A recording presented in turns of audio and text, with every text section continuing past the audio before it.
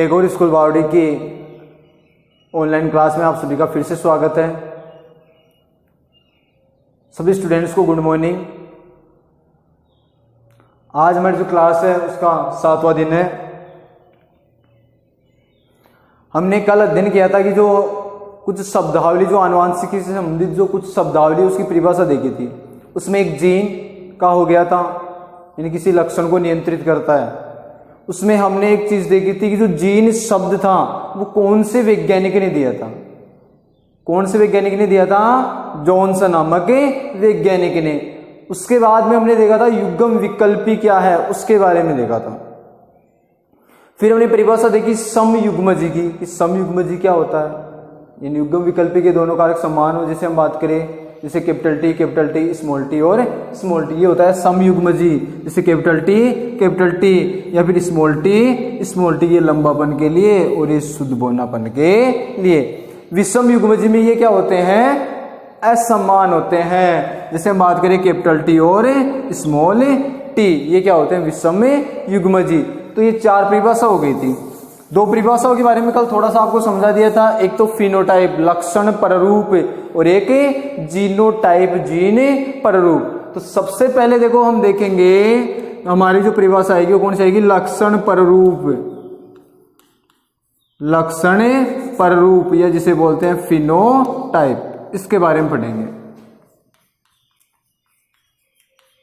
Phenotype, ठीक है। Phenotype या लक्षण पररूप किसे कहते हैं? कि वह पररूप, या कहने का मतलब है इसमें बाह्य संरचना को ध्यान में रखा जाता है, उससे क्या कहा जाता है? फिनोटाइप, या फिर क्या कहा जाता है? लक्षण पररूप कहा जाता है। यानी किसी भी हम बात करें सजीव की बाह्य संरचना को ध्यान में रखा जाता है, उसे लक्षण पररूप या फिनोटाइप कहते हैं। जैसे हम बात करें कि लंबे पौधे हैं, हम बात करें कि जैसे ये एक कैपिटल टी है और इसके साथ में हम बात करें स्मॉल टी, कैपिटल टी और स्मॉल टी।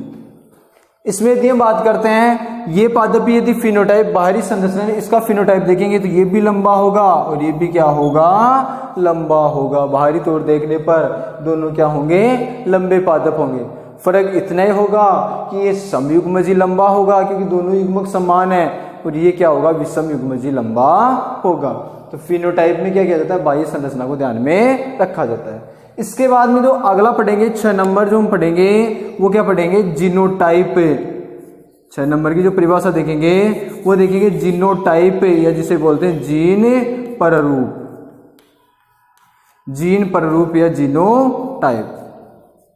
इसमें पादपों की आनुवांशिकीय संरचना को ध्यान में रखा जाता है। आनुवांशिकीय संरचना को देखो, जैसे हम बात करें कि इसमें जैसे समयुग्मजी जो शुद्ध या समयुग्मजी लंबा है, या फिर हम बात करें कि अशुद्ध है या विषमयुग्मजी लंबा है। देखो इनमें अलग अलग, जैसे ये होगा तो ये तो क्या होगा? जैसे हम बात करते हैं ये पादप कैसा हो जाएगा? एकदम शुद्ध लंबा होगा। और इस प्रकार का जो पादप होगा वो क्या होगा?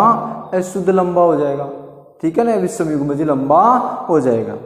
यदि हम बात करें उसमें तो हम क्या बोल सकते हैं? लंबेपन को समयुग्मजी और विषमयुग्मजी बोल सकते हैं बाहरी तौर से देखने पर, लेकिन दोनों लंबे होंगे। लेकिन इनमें यदि हम बात करेंगे तो इन्हें तो बोला जाएगा समयुग्मजी लंबा और इसे क्या कहा जाएगा? विषमयुग्मजी लंबा। तो इन दोनों की परिभाषा लिखेंगे तो 5 नंबर आप लिख लो, लक्षण पररूप या फिनोटाइप, ठीक है ना। इसकी यदि हम बात करेंगे कि किसी सजीव, इसमें हम लिखेंगे किसी सजीव की बाह्य संरचना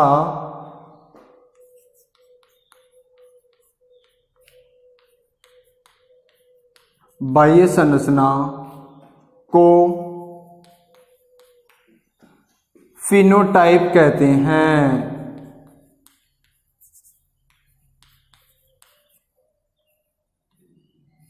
फिनोटाइप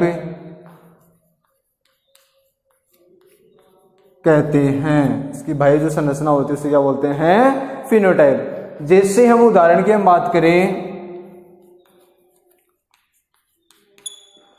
जैसे लंबे पौधे,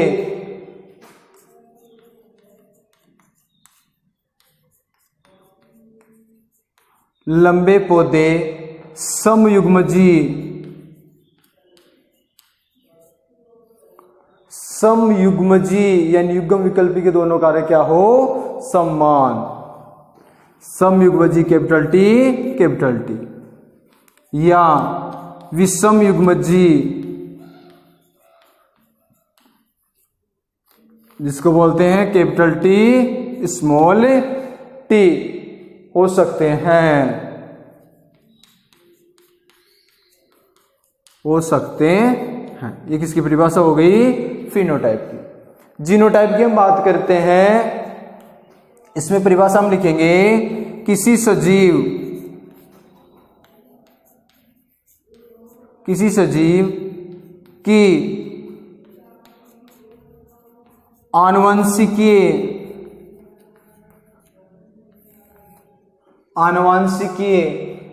रचना को क्या बोलते हैं, जीनोटाइप कहते हैं। क्या कहा जाता है, जीनोटाइप।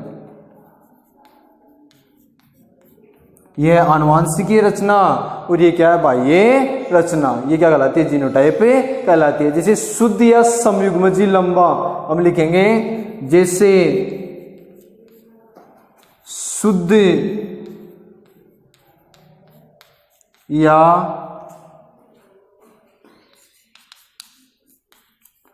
समयुग्मजी लंबा, जिसका क्या आ जाएगा, क्वेश्चन में क्या लिखेंगे, कैपिटल टी, या बात करेंगे वह अशुद्ध या विषमयुग्मजी लंबा, वह अशुद्ध या विषमयुग्मजी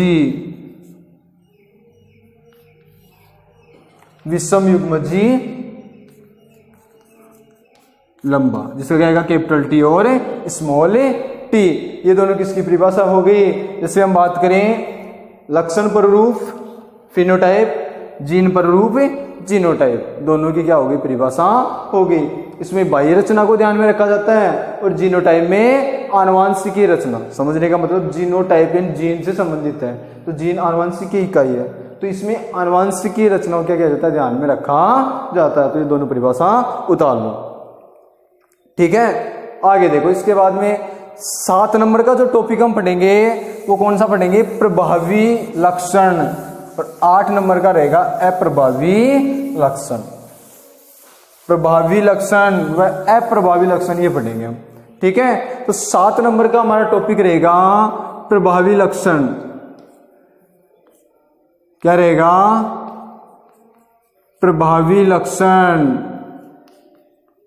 प्रभावी लक्षण का मतलब वे लक्षण जो F1PD में प्रकट होते हैं उन्हें प्रभावी लक्षण कहा जाता है।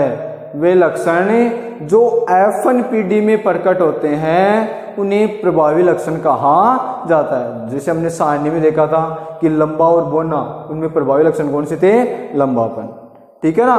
तो ये हो गया, इसमें देखो ये प्रभावी लक्षण हो गए।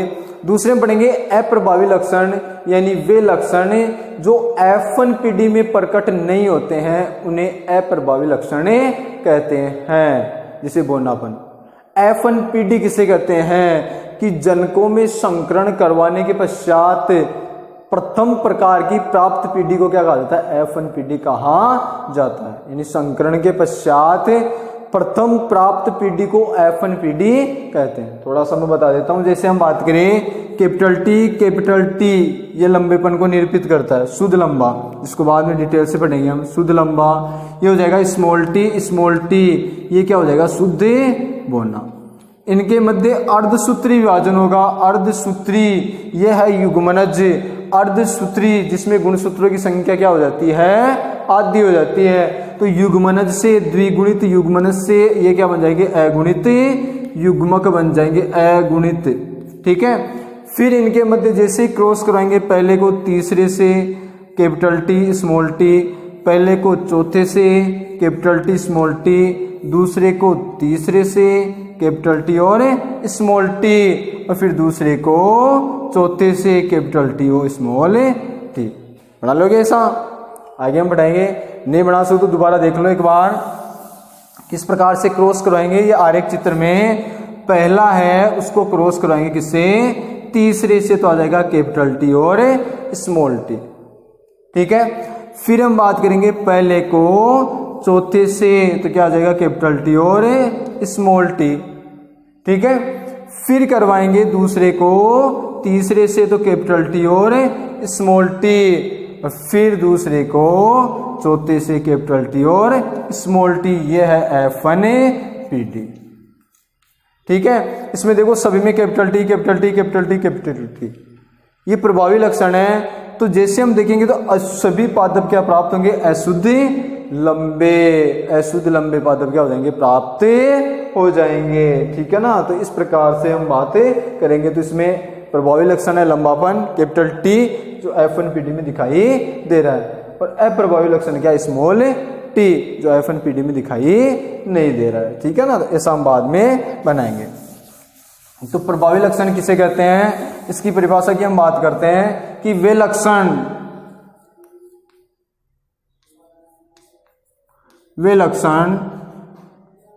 जो F1 PD में प्रकट होते हैं,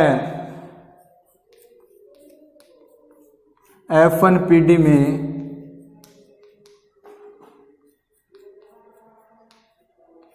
प्रकट होते हैं, प्रभावी लक्षण कहलाते हैं। प्रभावी लक्षण कहलाते हैं। ये हो गया प्रभावी लक्षण की परिभाषा। ठीक है, फिर इसके बाद हम 8 नंबर की बात करेंगे। जो परिभाषा है वो किसकी आएगी? अप्रभावी लक्षण की। अप्रभावी लक्षण,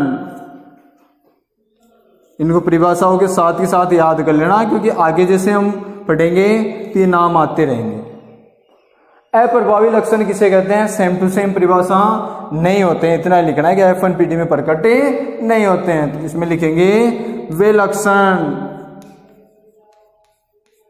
जो F1 PD में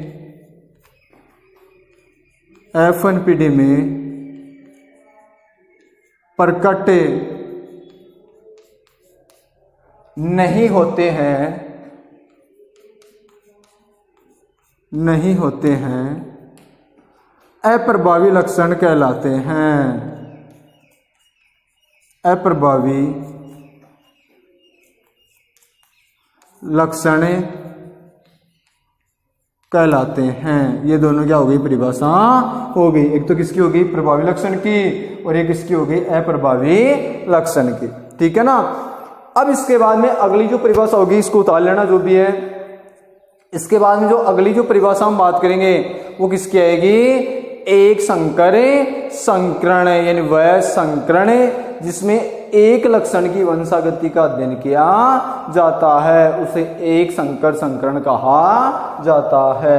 इसके बाद में अगली परिभाषा किसकी लिखेंगे? एक संकर संकरण की। तो इसको उतार लो। अब देखो इसके बाद में नवा टॉपिक रहेगा हमारे पास, एक संकर संकरण। एक संकर संकरण, ठीक है। एक संकर संकरण की यदि हम बात करें तो वह संकरण जिसमें एक लक्षण की वंशागति का अध्ययन किया जाता है उसे एक संकर संकरण कहा जाता है। यदि एक लक्षण की बजाय दो लक्षणों की वंशागति का अध्ययन किया जाए तो उसे क्या बोलते हैं? द्विसंकर संकरण। यदि दो लक्षणों की बजाय तीन लक्षणों की वंशागति का अध्ययन किया जाए तो उसे क्या बोलते हैं? त्रिसंकर संकरण। यदि तीन की बजाय कई लक्षणों की वंशागति का अध्ययन किया जाए तो उसे क्या बोलते हैं? बहुसंकर संकरण। ठीक है। एक संकर संकरण है, इसमें एक लक्षण की वंशागति का अध्ययन किया जाता है।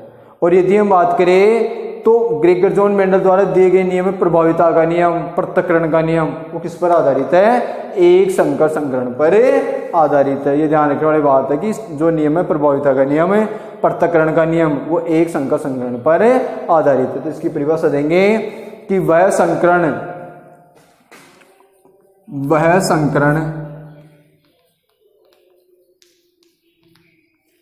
जिसमें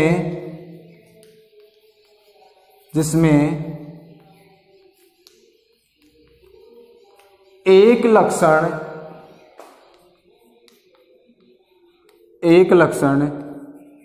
की वंशागति का अध्ययन किया जाता है। वंशागति का अध्ययन किया जाता है।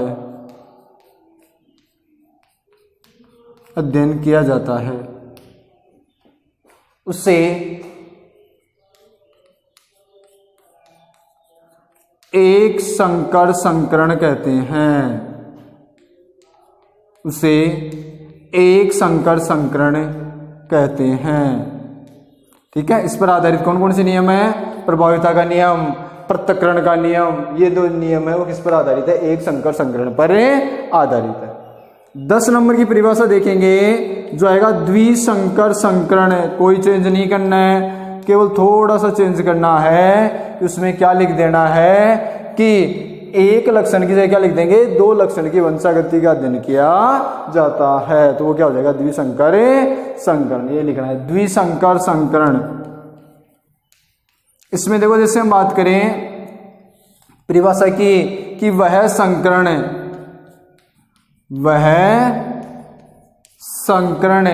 जिसमें 2 लक्षणों की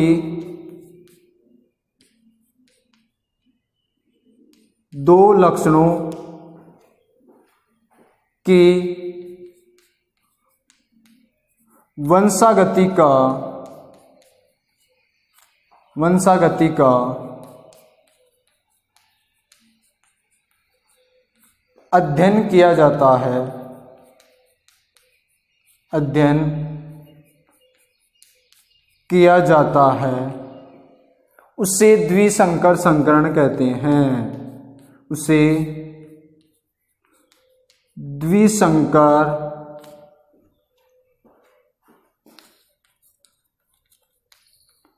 संकरण कहते हैं। ये दोनों परिभाषा हो गई।